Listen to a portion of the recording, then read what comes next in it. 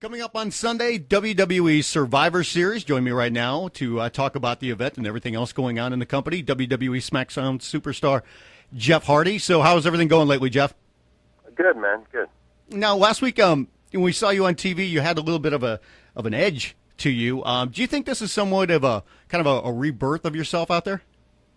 In a way, yeah, it kind of is. It kind of is, and I think that bringing the paint back, it definitely showed a little edgier side of me. And I did that years ago in the past, and I think it brings a new demeanor to my character and a very unpredictable stage in my career of not knowing, what I'm going to do next, and which you can't go wrong with that. It's pretty exciting. At the same time, when you have that bit of an edge and you go with a match like that, and I'm not saying you're going to have that all the time, but with the Extreme Rules and trying to bring that back a little bit, how much more painful can that be?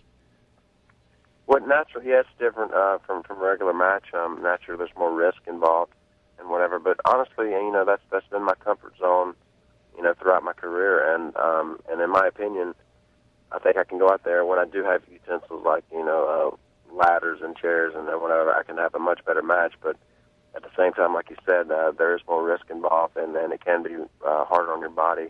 But I find myself in a comfort zone with that, and yeah, I like that. I like that zone. How much more do you kind of weigh when it comes to those kind of opportunities and the more dangerous things? Do you think twice about that a little bit more now as you've been in wrestling for a little while, or do you still try to kind of go out there and try not to think about it and just throw caution to the wind? Yeah, try not to throw caution to the wind, man. And it's hard. A lot of times I think when you do hesitate, it is when you do end up getting hurt in a lot of scenarios like that. But it is nerve-wracking to dive off scaffolds or big ladders or anything, because it's pretty creepy to not know whether you're going to get back up from what you're about to do. But luckily, I'm 31 now, and I've done a lot to, be proud of and be thankful for that I have been so fortunate and so lucky throughout my career that I've had no surgeries yet, and I plan to keep it that way. So, yeah, I just try to, take it from week to show and up to the best. How is that even possible, considering everything that you've done, that you've never had a surgery? I don't know. You know what? Your guess is as good as mine. I've done.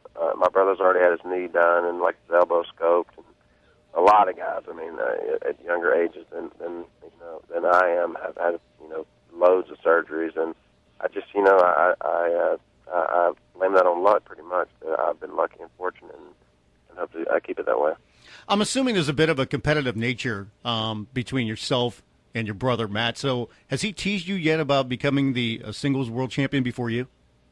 Yeah, not really verbally or anything, straight up yeah, I'm better than you type of way, but he knows it, and I think he totally deserves it, because the biggest difference between, Matt and myself is, he's a lot more, he's wrestling straight up, he don't have many other interests where, I say, he's not the type of guy that likes to go out there and buy a canvas and do painting or go out there and buy a motorcycle and ride it.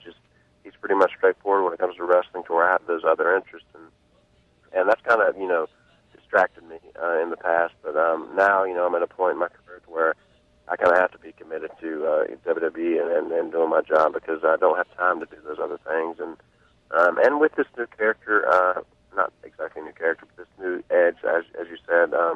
It's fun, it's fun for me to paint up again and do something different, show another side of Jeff Hardy that people may not think I'm capable of. Because you do have so many other interests, not to say that you don't take wrestling serious, but how much would it mean for you if you were able to get to the top of the ladder and win a world title?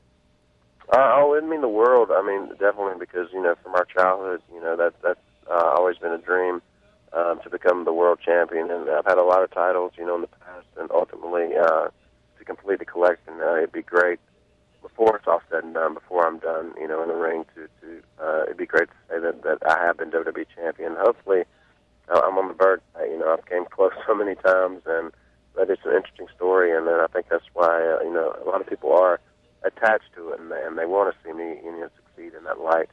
But if I never do, I won't downgrade myself or think well of myself, because I have accomplished a lot, and I have a lot to be proud of. So either way, I'm proud of who I am and what I've done.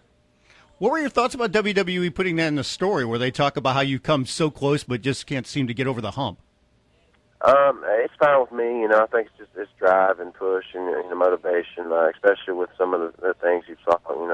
Triple H and myself exchanging. He's always gave me a hard time about that, and always came out on top. And it's once again back to that never giving up scenario, and and still just believing your dream and doing anything it'll take, to capture that. But yeah, it's just motivation and drive. When people say I can't, the more I want to do it.